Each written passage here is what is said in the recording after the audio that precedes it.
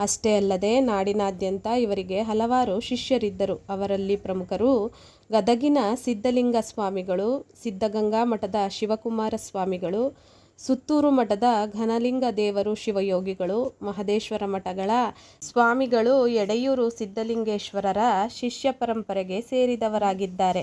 ಎಡೆಯೂರು ಸಿದ್ಧಲಿಂಗೇಶ್ವರರ ಜನ್ಮಸ್ಥಳವಾದ ಹರದನಹಳ್ಳಿಯು ವೀರಶೈವ ಪಂಥದಲ್ಲಿ ಬಹುಮುಖ್ಯವಾದದ್ದು. ವೀರಶೈವ ಮಠಗಳಲ್ಲಿ ಒಂದಾದ ಶೂನ್ಯ ಸಿಂಹಾಸನ ಪರಂಪರೆಯ ನಿರಂಜನ ಪೀಠ ಈ ಹರದನಹಳ್ಳಿಯ ಮೂಲದ್ದೇ. ಆ ಮಠ ಜನಸಾಮಾನ್ಯರಿಂದ ಹರದನಹಳ್ಳಿ ಮಠವೆಂದೇ ಕರೆಸಿಕೊಳ್ಳುತ್ತದೆ. ಅನಾದಿ ಜ್ಞಾನೇಶ್ವರರು ಈ ಮಠದ ಪ್ರಥಮ ಪೀಠಾಧಿಪತಿಗಳು. ಇವರು ಬಸವಣ್ಣನವರ ಅನುಭವ ಮಂಟಪದ ಅಲ್ಲಮ್ಮ ಪ್ರಭುಗಳ ಶೂನ್ಯ ಸಿಂಹಾಸನದ 4ನೇ ಪೀಠಾಧಿಪತಿಗಳೂ ಹೌದು. ಮೊದಲ ಅಧ್ಯಕ್ಷರು ಅಲ್ಲಮ್ಮ ಪ್ರಭುಗಳು. ಅಲ್ಲಮ್ಮ ಪ್ರಭುಗಳ ಅನುಪಸ್ಥಿತಿಯಲ್ಲಿ ಪೀಠವನ್ನು ಶೂನ್ಯ ಪೀಠ ಎಂದು ಕರೆಯುತ್ತಾರೆ. ಹಾಗಾಗಿ ಅವರ ಅನುಪಸ್ಥಿತಿಯಲ್ಲಿ ಚನ್ನಬಸವಣ್ಣ, ಸೊನ್ನಲಿಗೆ ಸಿದ್ದರಾಮರು ಅಲಂಕರಿಸಿದ ಶೂನ್ಯ ಪೀಠವನ್ನು ಅಲಂಕರಿಸಿದ 4ನೇ ಶೂನ್ಯ ಸಿಂಹಾಸನ ಅಧ್ಯಕ್ಷರು ಹರದನಹಳ್ಳಿ ಮಠದ ಅನಾದಿ ಜ್ಞಾನೇಶ್ವರರು.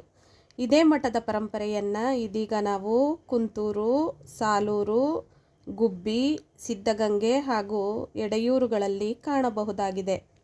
ಎಡೆಯೂರು ಸಿದ್ಧಲಿಂಗೇಶ್ವರರು 16ನೇ ಶತಮಾನದ ಮಹಾನ್ ವೀರಶೈವ ಶರಣರು.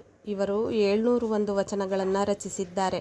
ಇವರ ಅಂಕಿತ ನಾಮ ಮಹಾಲಿಂಗ ಗುರು ಶಿವ ಸಿದ್ದೇಶ್ವರ ಪ್ರಭುವೆ ಎಂದು. ಇವರು ರಚಿಸಿರುವ ಷಟ್ಸ್ಥಲ ಜ್ಞಾನ ಸಾರಾಮೃತ, ಶೂನ್ಯ ಸಂಪಾದನೆ ಮತ್ತು ಶಿವಯೋಗ ಪರಂಪರೆಗೆ ಇವರ ಕೊಡುಗೆ ಅಪಾರ. ಇವರ ವಚನಗಳು ಕನ್ನಡದಲ್ಲಿ ಶಿವತತ್ವ, ಆಚಾರ, ವಿಚಾರ ಮತ್ತು ಅನುಭವವನ್ನು ಬೋಧಿಸುತ್ತವೆ. ಇವರ ವಚನ ಶೈಲಿಯು ನೇರ, ಸರಳ ಮತ್ತು ಅನುಭಾವಿಕವಾಗಿರುತ್ತದೆ. ಅಷ್ಟೇ ಅಲ್ಲದೆ ಗುರುವಿನ ಮಹತ್ವ, ಶಿವಯೋಗದ ಶ್ರೇಷ್ಠತೆ ಮತ್ತು ಜಂಗಮರಗಳೆಗಳನ್ನು ತಮ್ಮ ಸಾಹಿತ್ಯದಲ್ಲಿ ಹಾಡಿ ಹೊಗಳಿದ್ದಾರೆ.